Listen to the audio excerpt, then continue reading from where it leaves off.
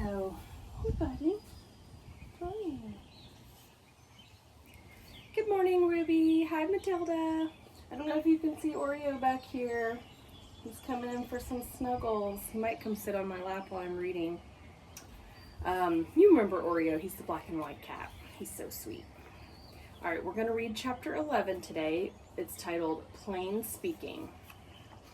The longer I lived at Birtwick, the more proud and happy I felt at having such a place. Our master and mistress were respected and beloved by all who knew them. They were good and kind to everybody and everything, not only men and women, but horses and donkeys, dogs and cats, cattle and birds.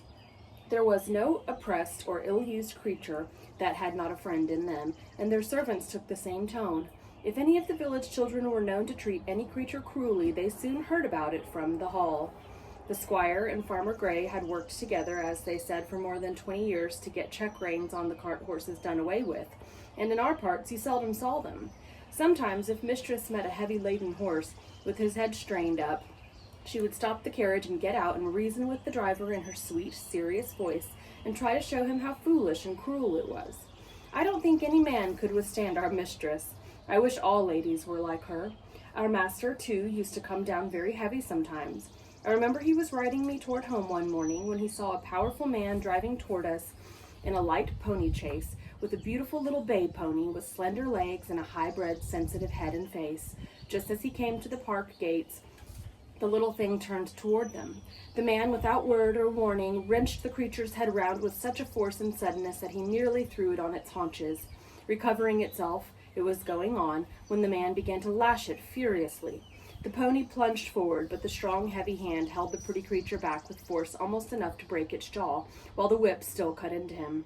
It was a dreadful sight to me, for I knew what fearful pain it gave that delicate little mouth. Master gave me the word, and we were up with him in a second. "Sawyer," he cried in a stern voice, "is that pony made of flesh and blood?" "Flesh and blood and temper," he said. "He's too fond of his own will, and that won't suit me." He spoke as if he was in a strong passion. He was a builder who had often been to the park on business. "And do you think," said Master sternly, "that treatment like this will make him fond of your will?" "He had no business to make that turn. His road was straight on," said the man roughly.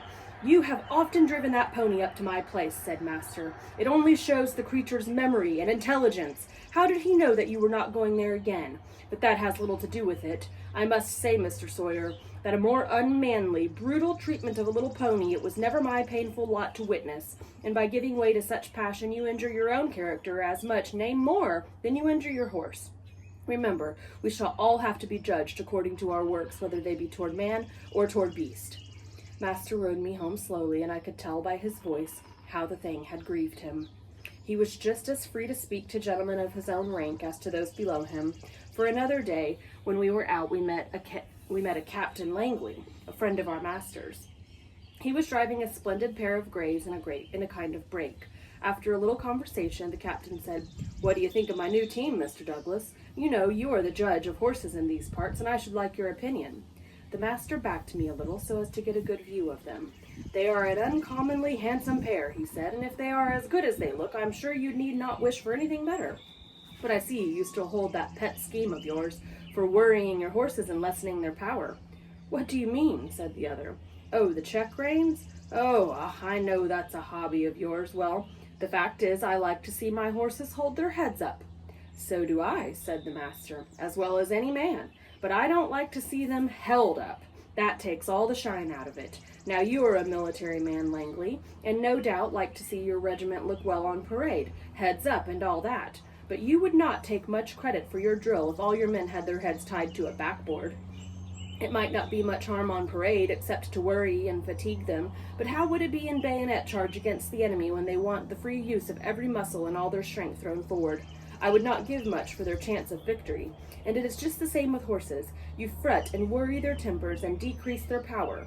You will not let them throw their weight against their work, and so they have to do too much with their joints and muscles, and of course it wears them up faster. You may depend on it, horses were intended to have their heads free as men's are. And if we could act a little more according to common sense, and a good deal less according to fashion, we should find many things work easier. Besides, You know as well as I that if a horse makes a false step, he has much less chance of recovering himself as if his head and neck are fastened back. And now, said the master, laughing, I have given my hobby a good trot out. Can't you make up your mind to mount him too, Captain? Your example would go a long way. I believe you are right in theory, said the other, and that's rather a hard hit about the soldiers, but, well, I'll think about it. And so they parted. That's the end of chapter 11. So Squire Gordon, the master, is not just content to take good care of his animals. He wants everyone to take good care of their animals, as they should. So the next chapter is chapter 12, and it's called A Stormy Day. And we'll read it tomorrow. Bye, girls. Have a great day.